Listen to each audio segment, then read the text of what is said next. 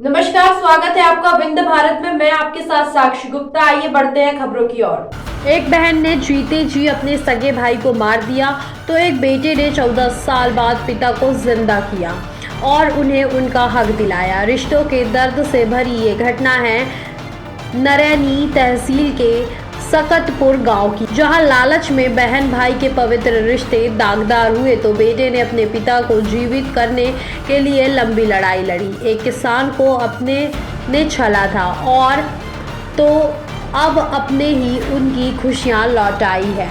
नरैनी तहसील के सकतपुर गांव निवासी 69 वर्षीय शेरा की पत्नी संपत की 1993 में मौत हो गई थी। शेरा के बड़े दो भाई किशन और बाबूलाल का भी निधन हो गया था। पत्नी की मौत के बाद शेरा गांव छोड़कर बेटे मंगल को लेकर फरीदाबाद चले गए थे। गरीबी के चलते मंगल चौथी तक पढ़ पाया। फरीदाबाद में रहकर पिता पुत्र मजदूरी करने लगे।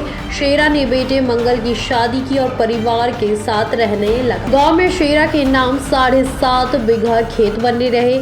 आर्थिक हालात खराब हुए तो शेरा ने गांव चलकर खेती करने का विचार किया। करीब 11 साल बाद वर्ष 2008 में शेरा और मंगल परिवार के साथ गांव लौट आए। किसान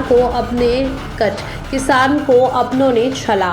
गांव में परिवार के गुजर बसर की आस में लौटे शेरा को अपनों ने ही छल लिया था।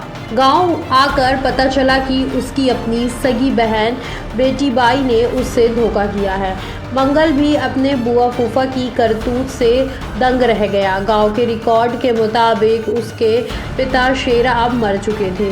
गांव में कहीं ठिकाना नहीं मिला। 2 दिन तक मंगल अपनी पत्नी गुड़िया, 6 माह के बेटे और 2.5 साल की बेटी को लेकर रेलवे स्टेशन पर सोया। उसकी पत्नी के पास रखे 14,000 रुपये भी पर्स से चोरी हो गए।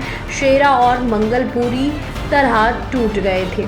शेरा और उसका बेटा मंगल अपने खेतों पर गए तो पता चला कि महोबा जिला के कुलपहाड़ के जैतपुर जमींदारी मोहल्ला में रहने वाली बहन बेटी बाई पत्नी राजा राम उर्फ गुरधू ने खेत बेच दिए हैं। शेरा ने जमीन अपनी बताई तो कब्जेदार कागजात दिखाते हुए बेटी बाई को दिया। रुपए उससे वापस मांगने लगे। तहसील से जानकारी ली तो कागजों में शेरा के मृत होने और बेटी बाई के नाम विरासत दर्ज होने का राज खुला। बेटी बाई ने वर्ष 2002 में 7.5 बीघा खेत अपने नाम करा लिए थे। तहसीलदार न्यायालय में दाखिल किया। शेरा और मंगल ने बहन बेटी बाई द्वारा किए फर्जीवाड़े के सभी कागजात निकलवाए और तहसीलदार न्यायालय के दाखिल किए। इसके बाद तारीख पर तारीख पड़ती रही। मंगल ने बताया कि 14 साल तक चक्कर लगाता रहा लेकिन कहीं सुनवाई नहीं हुई। इसके बाद उसने जिलाधिकारी से न्याय मांगने की ठानी और परिवार लेकर बांदा मुख्यालय गया। प्लेटफॉर्म टिकट लेकर रेलवे स्टेशन पर सो जाता था। आखिर एक दिन 11 नवंबर को जिलाधिकारी के सामने पेश होने का मौका मिला और उसकी फरियाद सुनी गई। फिलहाल के लिए इतना ही। खबरों का सिलसिला लगातार जारी है। बने रहिए हमारे साथ। नमस्कार।